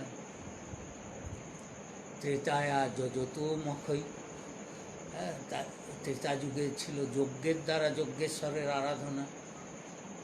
এখন কলিযুগের লোক যদি যজ্ঞ করতে যায়, ওরে বাবারে, সে যজ্ঞ করতে গেলে আমাদের বেদে যে কর্মকাণ্ডের বিধান আছে, সে 6 রকম জিনিস আছে শুদ্ধি চায়, স্থান, কাল, পাত্র, মন্ত্র, দ্রব্য, এসব অনেক কিছু আছে ব্যাপার স্যাপার। ওরে বাবারে, সেসব শুদ্ধ কোথাও পাওয়া যাবে না। না যজমান শুদ্ধ হবে, না ব্রাহ্মণ শুদ্ধ হবে, না সামগ্রী দ্রব্য শুদ্ধ হবে। হ্যাঁ, বাজারে যেগুলো এই লোকে যে হোম টোম করে, বাজারে বেল কাঠ বলে যেগুলো বিক্রি হয়, কী কাঠ তা কে দেখতে গেছে কোন কাঠ বিক্রি করছে বাজারের দোকানে, লোকে পয়সা দিয়ে কিনে নিয়ে চলে আসে। হ্যাঁ, ঘি গব্যঘৃ তো কোথায় পাওয়া যাবে, সবই তো ডালডা মিশ্রিত। হ্যাঁ, তো শুদ্ধ জিনিস কোথায় পাওয়া যাবে যজ্ঞ করা সামগ্রী? হ্যাঁ, আর ব্রাহ্মণরা মন্ত্র উচ্চারণ যে কী শুদ্ধ হবে, ওরে বাবারে, সে তো বলতে গেলে এখন নানাজনে মনে ব্যথা পাবে, সেজন্য সেসব কথা না বলাই ভালো। হ্যাঁ, যে বেদমন্ত্র উচ্চারণের অধিকারী কজন আছে এই যুগে ব্রাহ্মণ? তো সুতরাং কলিযুগের লোক না, মানে কৃতে যধ্যায়তে বিষ্ণু, না ধ্যান করতে পারবে, না যজ্ঞ করতে পারবে। আর দাপরে পরিচর্যায়াম, দাপরে ছিল পুজো পাঠ করা। এখনও কি হচ্ছে না, এখনও ধ্যানও হচ্ছে, যজ্ঞও হচ্ছে, পুজো পাঠও হচ্ছে, কিন্তু সেই রকম। তার দ্বারা নেট লাভ কি হচ্ছে? মস্ত বড় শূন্য, জিরো। হ্যাঁ, লোকে জানছে, আহা কত বড় ভক্ত, বাড়িতে এত যজ্ঞ করছে, বিষ্ণু যজ্ঞ, লক্ষ্মী যজ্ঞ, রুদ্রযজ্ঞ, চণ্ডী যজ্ঞ। হ্যাঁ, ওই ব্রাহ্মণদের কিছু দান দক্ষিণা মিলছে, কিন্তু লাভ হচ্ছে যজ্ঞের ফলে বলছে সাক্ষাৎ যজ্ঞ পুরুষের যার উদ্দেশ্যে করা হয় সেই আবির্ভূত হয়। কোথায় সে অনুভব হচ্ছে, কার হচ্ছে, কেউ বলুক দেখি, সব ধোঁকাবাজি। হ্যাঁ, তো না ধ্যান হচ্ছে, না যজ্ঞ আর পুজো। দ্বাপরে পরিচর্যায়, কলিযুগে এই তো পুজো দেখুন না, সব জায়গায় পুজো হচ্ছে। হ্যাঁ, আমাদের বিশেষ করে আমাদের বাংলাদেশ যদি হিসাব করা যায়, বঙ্গভূমি, তার মতো পুজো তো আমার মনে হয় ভারতবর্ষে কোনো দেশে হয় না। মানে 12 মাসই কারুর না কারুর পুজো লেগেই আছে। হ্যাঁ, এত পুজোর ভক্তি আর কোনো দেশে নেই। এই যে বৃন্দাবনে রয়েছে, উত্তরপ্রদেশে, এই দেশে এত পুজো পাঠ নেই। বা লোকে করলেও মন্দিরে টন্দিরে করে, রাস্তাঘাটে বাড়াবাড়ি করে কেউ পুজো করতে চায় না। তা আমাদের তো মানে 12 মাস পুজো। হ্যাঁ, এখন তো মানে সে আর কিছু না হোক শনি পুজো হচ্ছে, প্যান্ডেল করে মাইক বাজিয়ে নাচ গান করে। হ্যাঁ, ভালো। আর পুজোর জন্য জিনিস আনা হচ্ছে কি, মানে এক একটা পুজোয় দেখুন সবচেয়ে কম বাজেট হচ্ছে পুরোহিতের। আর পুজোয় বাজারে খোঁজা হয় কোথায় পচা জিনিস পাওয়া যায়, যত পচা পচা বাজে জিনিস। আর ঠাকুরদের কাপড় বস্ত্র দান করা হয়, যা যা মানে সব নিকৃষ্ট বস্তু। তো এই তো আমাদের মানসিকতা। তো এই দিয়ে কলিযুগে কি পরিচর্যা হবে? দাপরে যে পুজো পাঠ হতো কলিযুগে তাও হবে না। তাই একটাই পন্থা শাস্ত্র দেখিয়েছেন, যে হরের নাম, হরের নাম, হরের নামইব কেবলম, কলৌ নাস্তেব নাস্তেব নাস্তেব গতিরন্যথ। যে একমাত্র ভগবানের নাম সংকীর্তন। নাম কি? নময়তি ইতি নাম। নাম মানে যাকে নাবিয়ে আনে। তাকে নাবিয়ে আনে না, ভগবানকে নাবিয়ে আনে। ভগবানকে নাবিয়ে আনে ভক্তের কাছে, আর ভক্তকে ও নামায়। ভক্ত ভগবান দুজনকেই নামায়। ভগবানকে নামায় স্বধাম থেকে ভক্তের হৃদয় ধামে, আর ভক্তকে নামায় অভিমানের মঞ্চ থেকে, হ্যাঁ, প্রেমের অঙ্গনে। হ্যাঁ, সেই প্রেমের অঙ্গনেই ভক্ত ভগবানের মিলন হয়। তো এই যে মিলনের যোগসূত্র হচ্ছে নাম। নাম করতে করতে নাম, রূপ, গুণ, লীলা, ধাম সব যুক্ত আছে, একের পর এক প্রকাশিত হতে থাকে। হ্যাঁ, বলে একবার ভগবানকে জিজ্ঞাসা করা হয়েছিল যে প্রভু আপনার ঠিকানাটা দেবেন। আমাদেরকে লোকে দেয়, জিজ্ঞাসা করে না, জগতে কোথাও তোমার কোনো ফর্ম ফিল আপ করতে গেলে, চাকরি বাকরি হোক বা কোথাও কিছু দরখাস্ত করতে গেলে লোকে জিজ্ঞেস করে অ্যাড্রেস দাও। আবার অ্যাড্রেসও দুরকম হয়, একটা টেম্পোরারি অ্যাড্রেস, একটা পার্মানেন্ট অ্যাড্রেস। লোকে বলে পার্মানেন্ট অ্যাড্রেসটা কোথায়, সেটা দাও। তো ভগবানকেও দেবর্ষি নারদই জিজ্ঞাসা করছেন, আর কেউ নয়, এই নারদেরই কাণ্ড। হ্যাঁ, কারণ লোকের জন্যে কিসে লোকের মঙ্গল হবে এই চিন্তায় দেবর্ষি সদা ব্যাকুল থাকে।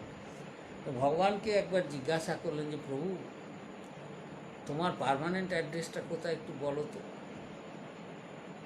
তোমার ঠিকানাটা কি, যেখানে গেলেই মানে জানতে হবে তোমার দেখা পাওয়া যাবেই যাবে, এরকম জায়গা কোথায় আছে এটা বলে দাও তো। তো তখন ভগবান বললেন, দেখো, লোকে মনে করে আমি বৈকুণ্ঠে থাকি, কিন্তু শোনো আমার ঠিকানা, পার্মানেন্ট ঠিকানাটা শোনো। কি? নাহং বসামি বৈকুণ্ঠে, বৈকুণ্ঠে আমার বাস নেই, বৈকুণ্ঠে আমি থাকি না। ওটা আমার ঠিকানা ঠিকই, কিন্তু ওটা টেম্পোরারি, মাঝে মাঝে থাকি, কিন্তু সর্বক্ষণ যদি তুমি মনে করো ওখানে গেলেই আমায় দেখতে হবে তা কিন্তু না।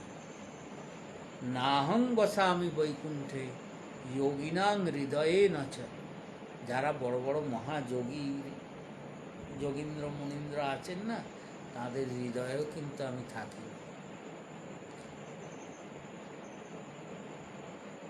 এখানেই ভগবান যোগমার্গ যে কী জিনিস বুঝিয়ে দিয়েছে।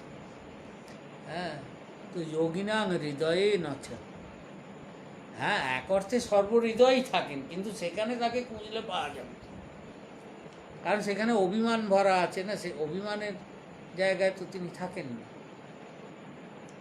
তাহলে কোথায় থাকো না? মদ ভক্তা যত্র গায়ন্তী, যেখানে আমার ভক্তরা আনন্দে সংকীর্তন করেন, আমার নাম কীর্তনে বিভোর হয়ে যান, সেইখানে তত্ত্ব তিষ্ঠামি নারদ, হে নারদ আমি সেইখানেই থাকি।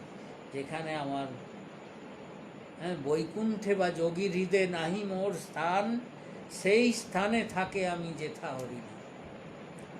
যেখানে আমার ভক্তরা আনন্দে বিভোর হয়ে আমার নাম কীর্তন করেন, সেইখানেই আমার অবস্থান। হ্যাঁ, তো দেবর্ষি নারদকে প্রভু এই ঠিকানার কথা বলেছেন, এবং যে কারণে আমাদের আচার্যগণও বলেছেন, কলিকালে যুগধর্ম নাম সংকীর্তন এতদর্থে প্রকটিত শ্রী শচীনন্দ। কলিকালের যুগধর্ম নাম সংকীর্তনই জীবকে দেওয়ার জন্যে সেই প্রভুই গৌর সুন্দর হয়ে এসেছেন হরিনাম বিতরণের জন্যে। তা এখন এই হরিনাম সর্বত্র ছড়িয়ে দিয়েছেন নানানভাবে, নানান ভক্তের মাধ্যমে, এবং যেখানে কীর্তন হয় সেখানে তার সদাই অধিষ্ঠান।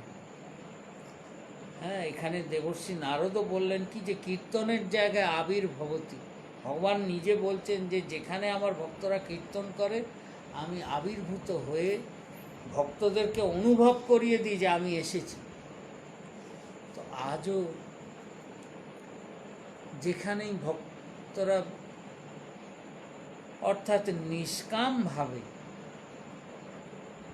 এখন কীর্তনেরও তো অনেক ব্যাপার হয়ে গেছে না, এখন ভগবানের নাম কীর্তনও সব কিছুরই ব্যবসায়ীকরণ হয়ে গেছে। মানে কলিযুগে যেমনি কি, এ তো মানে যত যুগ যে কী পথে এগিয়ে যাচ্ছে সে ভগবানই জানেন। এখন তিনি উদ্ধারের রাস্তা করবেন, আমাদের তো কোনো হাত নেই দেখে যাওয়া ছাড়া। তো দেখে যাচ্ছি, এইসব দেখলে আরও চিন্তা ভাবনা হয়। হ্যাঁ, এখন তো মানে সব কিছুরই একটাই লক্ষ্য হয়েছে, মানে সব কিছুর মূল লক্ষ্য হচ্ছে অর্থ, এবং সেই অর্থের জন্যই ব্যবসায়ীকরণ। হ্যাঁ, গুরু শিষ্য সম্বন্ধ সেও ব্যবসার সম্বন্ধ।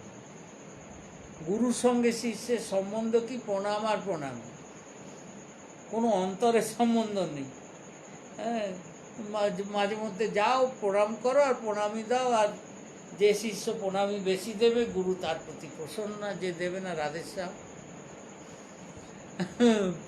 হ্যাঁ, সব গুরুদেরই যেখানে লাইন পড়ছে দেখো, তো গুরু কৃপা প্রণামীর মাধ্যমে হচ্ছে। তেমনি ভাগবত আর যদি সুখদেব দেখতেন বর্তমান যুগে মানে কিভাবে ভাগবত অনুষ্ঠান হচ্ছে, দেখলে সুখদেব বলতেন বোধহয় পরীক্ষিতকেও শোনাতে যেতেন না, বলতেন আমি তোমাকে জঙ্গলের এক কোণে শোনাবো, কানে কানে শুনিয়ে দেবো, প্রকাশ্যে বলবো না। হ্যাঁ, কারণ এখন তো এত সুখদেব এত পরীক্ষিত হয়ে গেছে, জায়গায় জায়গায় ভাগবত সপ্তাহ। হ্যাঁ, এক রসিকাচার্য তো বলছিলেন যে বৃন্দাবনে এসে যদি তুমি কোথাও ঢিল ছোঁড়ো, হ্যাঁ, একটা যদি ঢিল নিয়ে ছোঁড়ো, তো সেই ঢিল গিয়ে কোনো না কোনো ভাগবত শাস্ত্রীর মাথায় পড়বে। মানে এখন বৃন্দাবনে এত ঠিক ঠিক করছে ভাগবতের আচার্য, মানে সব সুখদেব হয়ে গেছে, পরমহংস চূড়ামণি। হ্যাঁ, যে সুখদেব হচ্ছেন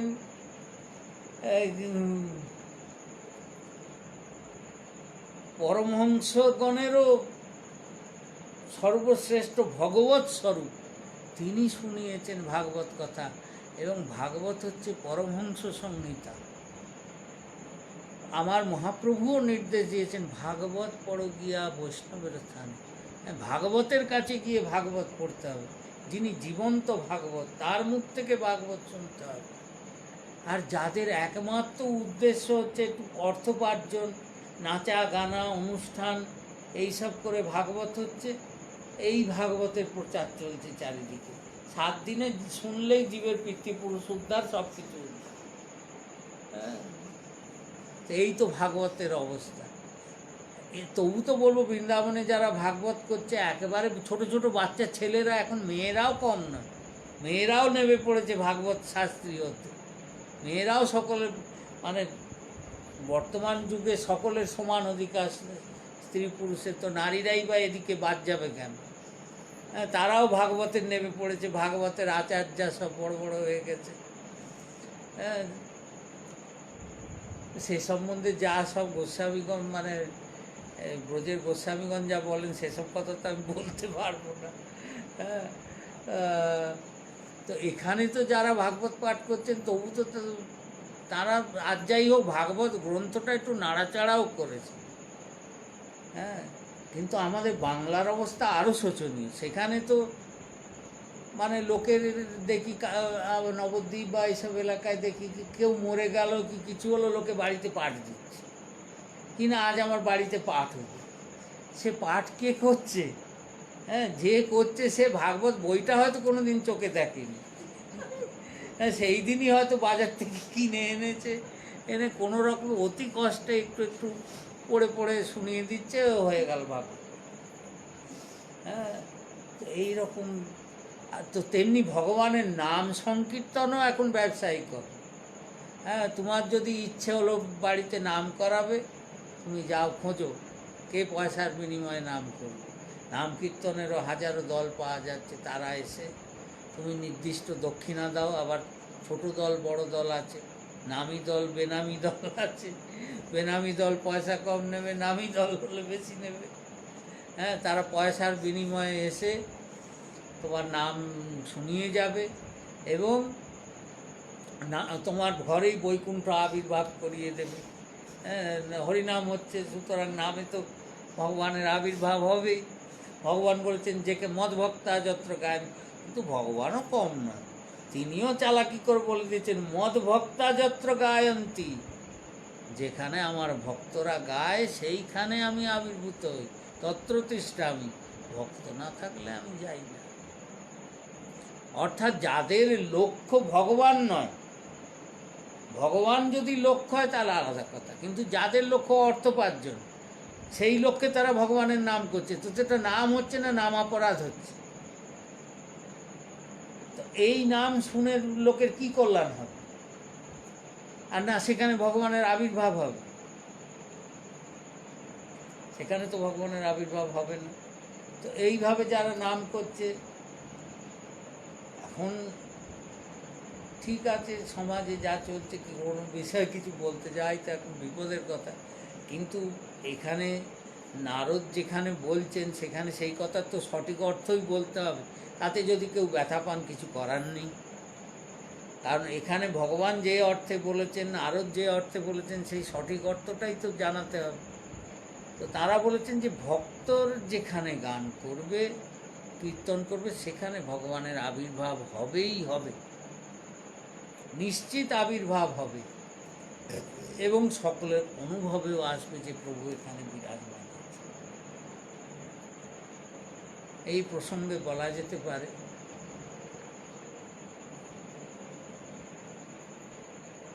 গুজরাট প্রদেশে ভগবানের এক ভক্ত ছিলেন, তার নাম নরসি মেহতা। জুনাগড়ের কাছে, গুজরাতে জুনাগড়ের কাছে মেহতানা চৌরা বলে জায়গা আছে, যেখানে তার জন্মস্থান, তার বাড়ি ছিল, আজও সেখানে তার বাড়ি রয়েছে।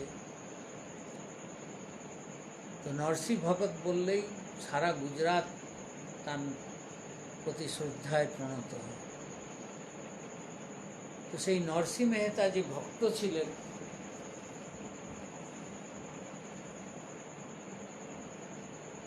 তিনি ছিলেন মহাদেবের উপাসক, শিবের উপাসক ছিলেন, এবং মহাদেব নিজে মহাদেবের কাছে তিনি প্রার্থনা করেছিলেন। কেউ নরসির জীবনচরিত্র পড়লে দেখবেন যে নরসি শিব ছাড়া আর কিছু জানতেন না, মহাদেবই তার একমাত্র আরাধ্য তত্ত্ব ছিল।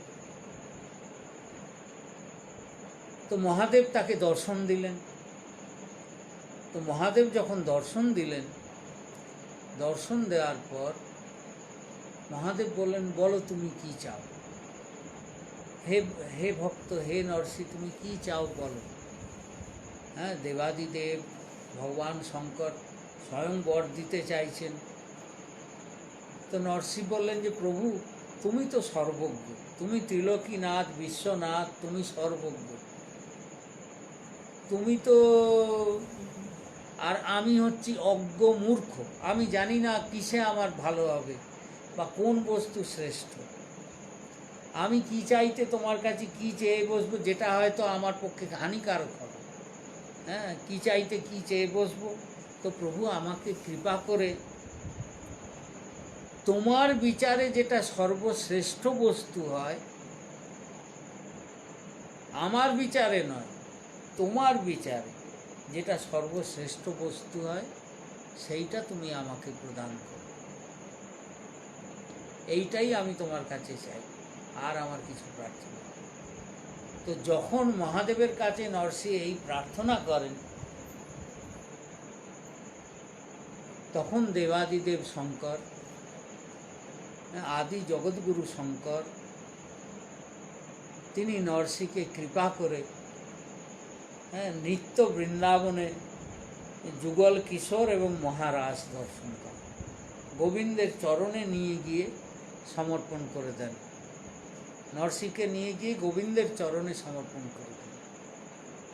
বলেন, দেখো আমার বিচারে, আমার সব বিচারে সর্বশ্রেষ্ঠ বস্তু হচ্ছে এই ব্রজরস, এই ব্রজরস মাধুরী, এই ব্রজপ্রেম মাধুরী তুমি আস্বাদন করো, এইটাই আমি চাই, আমি তাই তোমাকে এই দিলাম। তো রাধা গোবিন্দের চরণে যখন নরসিকে সমর্পণ করে দেন, তো গোবিন্দ তখন নরসিকে বলেন, নরসি তুমি আমার গুণগান করো, এই নিয়ে থাকো, সর্বদা আমার নাম সংকীর্তন করো, জানবে আমার অনুভব হবে। আর একটা শর্ত করে দিয়েছিলেন যে দেখো, তুমি যখন আমার নাম কীর্তন করবে, আমার লীলা কীর্তন করবে, কেদার রাগে তুমি কখনো গান করো। ভগবানের কি ইচ্ছা, তিনি বলেছিলেন কেদার রাগে যদি তুমি গান করবে, তাহলে আমি সেখানে প্রকট হয়ে যাব। তো এটা যদি খুব জরুরি পরিস্থিতি হয় তখন করো, তার আগে না। তোমার কীর্তনে আমি কিন্তু প্রকট হব। তো নরসি জীবনে অনেকবারই করেছেন কেদার রাগে গান। তো তার জীবনে একটা চরম সংকটজনক, বহু সারা জীবনই তাকে বহু ঝামেলায় পোহাতে হয়েছে। তার 3টে মেয়ে ছিল, বউ মারা গিয়েছিল, 3টে মেয়ে ছিল। প্রথম মেয়ের বিয়ে দেবেন কি করে, কিছু নেই, তো চাল নেই, চুলো নেই, পয়সা কড়ি নেই, কিছু নেই, ভিখারি দশা। অথচ তিনি বড় ঘরের ছেলে ছিলেন, তার পরিবারের লোক ভাইরা তাকে বের করে দিয়েছিল, যেহেতু তিনি শিবের ভজন করতেন সেই জন্য বের করে দিয়েছিল।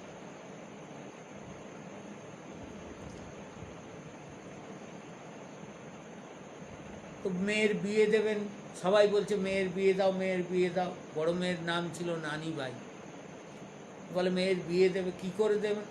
বলেন আমার তো ভরসা শুধু দ্বারকানাথ, সাঁওরা শেঠ। তো সেই ভগবানের ভরসা করে বলে মেয়ের যা বিয়ে দিয়েছিলেন, মানে নিজে ছেঁড়া কাপড় পরে থাকতেন, আর মেয়ের বিয়ে দিয়েছেন মানে কোনো রাজা মহারাজা এরম বিয়ে দিতে পারেনি।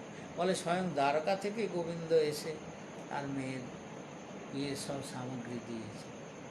হ্যাঁ, আজ সে অনেক প্রসঙ্গ আছে, আমি সে প্রসঙ্গে যাব না। আজও গুজরাট, রাজস্থান সর্বত্র নানিবাই কি মাহেরও বলে গান কীর্তন হয়, যে ওই নানিবাইয়ের বিয়ে কি করে হয়েছিল, কি করে গোবিন্দ নরসিংহকে কৃপা করেছিলেন, সেই প্রসঙ্গ আছে। তো পরে সে নানিবাইও ঘর ছেড়ে, ওই একটা মেয়েরই বিয়ে হয়েছিল, বড় মেয়ের বিয়ে হয়েছিল, তারপর মেয়েও স্বামী গৃহ ছেড়ে বাবার কাছে চলে আসে। কারণ সংসারের কটুতা দেখে তিনি বলেন যে বাবা তুমিই ধন্য। হ্যাঁ, তার বাবার ভজন পথ তিনি উপলব্ধি করেন, তিনি চলে আসেন, বলেন আমি তোমার সঙ্গেই থাকব। আর দুই মেয়ে তো ছিলই। তো এই যে তিন মেয়েকে সঙ্গে নিয়ে নরসিংহ মেহতা সারা গুজরাট ঘুরে ঘুরে সর্বত্র হরিনাম সংকীর্তন করে বেড়াতেন। তো তাতে যারা ভক্তজন তারা তো আনন্দ পেত। এখন ভক্তের পরীক্ষা হয় প্রতিনিয়তই, তো যে কারণে দুষ্টজনও কিছু মজুদ থাকে। হ্যাঁ, জগতে বহু লোকই আছে যারা অন্যকে দুঃখী দিয়ে অন্যকে দুঃখী করে সুখী। হ্যাঁ, যেমন দুষ্ট লোকের প্রথম স্বভাবই হচ্ছে কি, তারা বিনা কারণেই, হয়তো তোমার সঙ্গে কোনো শত্রুতাও নেই, তাও তোমাকে কি করে কষ্ট দেবে এইভাবে ভেবে সে আনন্দিত হয়।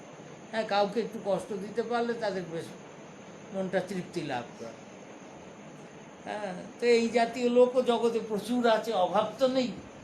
আর বিশেষ করে সাধু সন্ত হলে তার সদ্গুণ তো তার থেকে নেবার লোক অধিকারী জন, আর তার সমালোচক হয় জগতের লোক। তো কবির দাসজিও যে কারণ বলেছেন, বলে সাধুদের কোনো বিচার নেই, তাতে কোনো ফারাক পড়ে না। সংসার যখন তাদের পেছনে লাগে সাধুদের কোনো মনে কষ্ট হয় না। কেন না, কবির দাসজি সুন্দর উদাহরণ দিয়ে বললেন কি, হাতি চলে বাজার মে। হাতি যখন বাজারের মধ্যে দিয়ে হেঁটে যায় না, মস্ত বড় হাতি, হেলে দুলে হাতি যাচ্ছে, হাতি চলে বাজার মে কুতিয়া ভুখে হাজার। হাজারটা কুকুর ঘেউ ঘেউ ঘেউ ঘেউ করে চেঁচাতে থাকে। কারণ কুকুরদের একটা স্বভাবই হচ্ছে কোনো বস্তু দেখলেই তারা চেঁচাবে, রোকার উপায় নেই, এটা ওদের সহজ স্বাভাবিক ধর্ম। আর হাতিকে যখন যেতে দেখেছে, তো তখন কুকুররা সব তারও স্বরে একেবারে ভাবছে একে তাড়া করবো। হাতিকে তাড়া করে কি করবো, ওই দূর থেকেই চেঁচাচ্ছে, তাড়া করতে যে সাহস নেই, জানে এই যদি একটা পায়ের চাপ মারে কুকুরের বংশ ধ্বংস হয়ে যাবে। হ্যাঁ, তো তাড়াও করতে পারে না, ওই দূর থেকেই চেঁচাচ্ছে ঘেউ ঘেউ ঘেউ ঘেউ করে। তো তাই বলছে হাতি চলে বাজার মে কুতিয়া ভুকে হাজার, সন্তন কি দুর্ভাব নেই জব নিন্দে সংসার। হ্যাঁ, সাধুদের মনেও কোনো দুর্ভাবনা হয় না যখন সংসারের লোক এরকম নিন্দা করে, তাদের নামে নিন্দা করে, চিৎকার করে, সাধুদের মনেও আর কোনো প্রভাব পড়ে না।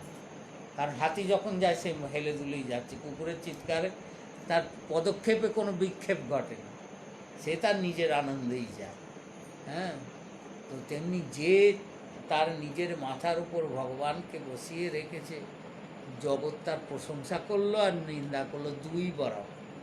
প্রশংসাতেও কিছু এসে যায় না, নিন্দাতেও কিছু এসে যায়।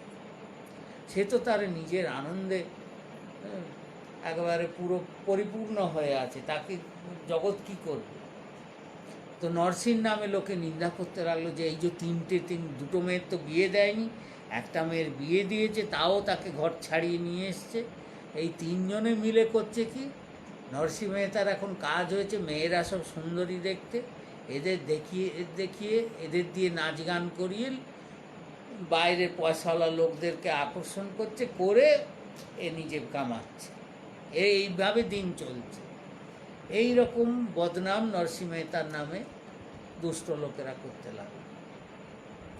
তো নরসিংহ যখন ঘুরে ঘুরে নিজের গ্রামে এসছেন, নিজের স্থানে এসছেন, সেখানেও তার ঠাকুরের মন্দির ছিল, গোবিন্দের মন্দিরে প্রতিদিন নরসিংহ গিয়ে কীর্তন করতেন। তো সেখানকার লোকেরা রাজার কাছে গিয়ে, জুনাগড়ের যিনি রাজা ছিলেন, রাজার কাছে গিয়ে নরসিংহ ভক্তের নামে অভিযোগ করলো যে এই নরসিংহ মেহতা ভক্তির নামে, ভগবানের নাম কীর্তনের নামে খারাপ কাজ করে বেড়াচ্ছে, নিজের মেয়েদেরকে দিয়ে খারাপ কাজ করাচ্ছে, করে পয়সা আয় করছে, আর লোককে দেখাচ্ছে আমি বড় ভক্ত, আমি ভগবানের নাম কীর্তন করেছি। কারণ 3 মেয়ে, কেউ তার সঙ্গে ঢোলক বাজাতো, কেউ করতাল বাজাতো, হ্যাঁ, এই করে সব 3 মেয়ে আর বাবা 4 জনের কীর্তন পার্টি ছিল। হ্যাঁ, সেই কোনো জাগতিক কীর্তন পার্টি নয়, তারা অর্থ উপার্জনের জন্য তারা বেরোয়নি, তারা 4 জনেই ভগবানের ভক্ত, সেই প্রেমে তারা মতহারা হয়ে থাকত। তো রাজা নরসিংহকে ডাকলেন, ডেকে বললেন কী ব্যাপার, তুমি নাকি এইসব কাজ করছো? তো নরসিংহ ভক্ত বললেন আমি কি বলবো, আমি কি জানি, আমি তো এসব জানি না কিছু। আমার বলে হ্যাঁ তোমার নামে এই অভিযোগ এসছে। বলে আসতে পারে, ভক্তের কাজ কি সবেতে স্বীকার করে না, ভক্ত তো কোথাও বিতর্কে জড়ান না। বলেন ঠিক আছে, আমার নামে যখন এই অভিযোগ হয়েছে আমি মেনে নিচ্ছি যে হ্যাঁ আমি এই দোষ করছি, আমাকে যা দণ্ড দেওয়ার দিন। তো রাজা দেখছেন এ বিনা তর্কে মেনে নিচ্ছে, বিনা তর্কে তো কেউ মানে না, দোষী লোকও বিনা তর্কে মানে না, যারা সত্যিই দোষী হয় তারা আরও তর্ক করে যে না আমি তেমন করি না। তো তখন রাজা বললেন ঠিক আছে, তোমাকে তাহলে পরীক্ষা দিতে হবে যে তুমি সত্যিই ভগবানের ভক্ত কিনা, তোমাকে একটা পরীক্ষা দিতে হবে।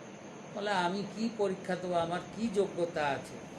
আমাকে শ্যামসুন্দর গ্রহণ করেছেন, তিনি অকারণ করুণ বলেই নিজের করুণা করে আমাকে গ্রহণ করেছেন, আমার কোনো যোগ্যতার বলে নয়, আমি কি যোগ্যতার পরীক্ষা দেবো? বলে না। রাজাই স্থির করে দিলেন যে এই যে মন্দির আছে, মন্দিরে শ্রীকৃষ্ণের গলায় আমি একটা নবরত্নের হার পরিয়ে দেব, হ্যাঁ, নবরত্ন মালা ঠাকুরের গলায় আমি পরিয়ে দেব। আর তুমি মন্দিরে গর্ভগৃহে ঠাকুর আছে, আর নাট মন্দিরে তুমি বসে কীর্তন করবে, তুমি তোমার মেয়েদের নিয়ে কীর্তন করবে। তো কীর্তন করতে করতে তোমার কীর্তনে যদি সত্যিই প্রভুর আবির্ভাব হয়, তাহলে প্রভু এই হার তোমার গলায় দিয়ে দেবেন, যদি দেন তাহলে বুঝবো তুমি সত্যিকারের ভক্ত, আর তা নইলে তোমাকে জেলে পুরে তোমার ব্যবস্থা।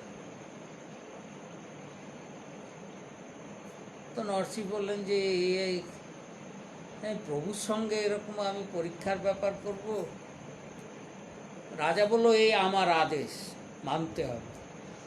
আর কি করা যাবে, গোবিন্দের গলায় মালা হার পরিয়ে দেওয়া হলো।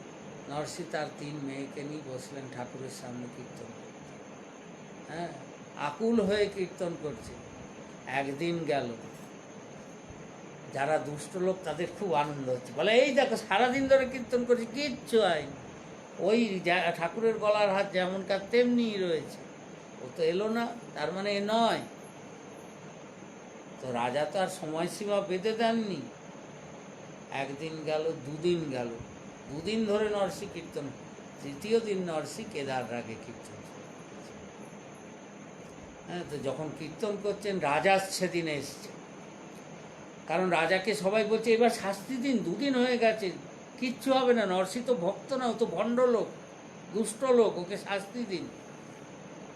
তো 3য় দিনের দিন যখন নরসিংহ কীর্তন করতে লাগলেন, রাজাও এসছেন, রাজার সামনে, সবার সামনে, ওই যত ভক্তজন যারা ছিল তারা তো ছিল, ওই দুষ্টজনদের সামনেও দেখা গেল নরসিংহ যখন প্রেমে বিভোর হয়ে কীর্তন করছেন ঠাকুরের সামনে, ঠাকুরের গলা থেকে হার, হ্যাঁ, আস্তে আস্তে উঠে গিয়ে শূন্য মার্গে সকলের সামনে এসে নরসিংহর গলায়।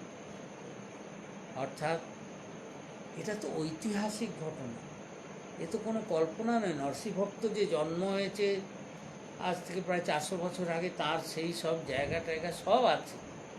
যেখানে এই যে মন্দিরে হয়েছে সেই মন্দির, ঠাকুর, সেই সব জায়গা আজও আছে। এখনও ভগবান প্রমাণ দেন, হ্যাঁ, যে ভক্ত যেখানে তাকে আকুল হয়ে কীর্তন করে, হ্যাঁ, তার কীর্তনে তিনি প্রকট হন। এই নরসেরই লেখা পদ হচ্ছে, বৈষ্ণব জন তো তেনে রে কহিয়ে, जो पीर पराई जाने रे, पर दुखे उपकार करे তোয়ে মন অভিমান না আনে রে। মানে তাকে নরসির মতবাদ কি বলছেন, বৈষ্ণব জন তো তেনে রে কহিয়ে, তাকেই বলা যাবে যে এই বৈষ্ণবকে, বৈষ্ণব জন তো তেনে রে কহিয়ে, যে তাকেই বলা হবে জন,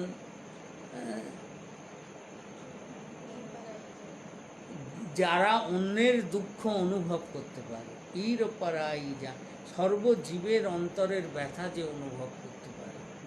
পীর পরাই, যে নিজের দুঃখে দুঃখী হয় না, অন্যের দুঃখে দুঃখী হয়, এত কোমল যার হৃদয় হয়। হ্যাঁ, বৈষ্ণব জন তো তেনে রে কহিয়ে, जो पीर पराई जाने রে, আর পর দুঃখে উপকার করে তো, যে সদাই সর্বজীবেকে উপকার করে, কিন্তু তার মনে কখনো অভিমান আসে না। কেননা সে জানে সর্বভূতে আমার গোবিন্দ বসে আছেন, আমার দ্বারা গোবিন্দই আমার সেবা গ্রহণ করছেন। তো এই যে নরসিংহ ভক্ত বর্তমান কলিযুগেও তিনি সাক্ষাৎ প্রমাণ দিয়েছেন। এই শুধু একা নরসিংহ ভক্ত নয়, আমরা তার প্রসঙ্গ শ্রবণ করলাম। অনন্ত ভক্ত আছেন যারা প্রমাণ দিয়েছেন যে তারা যখন সংকীর্তন করেন, কীর্তনকালে প্রভু সাক্ষাৎ আবির্ভূত হন। আজও তিনি আবির্ভূত হন, হয়ে জীবকে অনুভব করিয়ে দেন যে তিনি এসেছেন, তার প্রকাশ হচ্ছে। সংকীর্তন হচ্ছে সবচেয়ে সহজ উপায়, যার মাধ্যমে প্রভুর প্রকাশ হয়। দেবর্ষি নারদ তার ৮০তম সূত্রে এই কথাই বলেছেন, সকীর্তমান শীঘ্রমেবার বীরভবতী অনুভাবয়তি চ ভক্তান। ভক্তের হৃদয়ে তার প্রকাশ হয়ে যায় কীর্তনকালে। তো আজ এই পর্যন্তই শ্রবণ করলাম, আবার পরবর্তী পর্যায়ে। রাধে রাধে। সর্বেশ্বরী শ্রী রাধা রানী।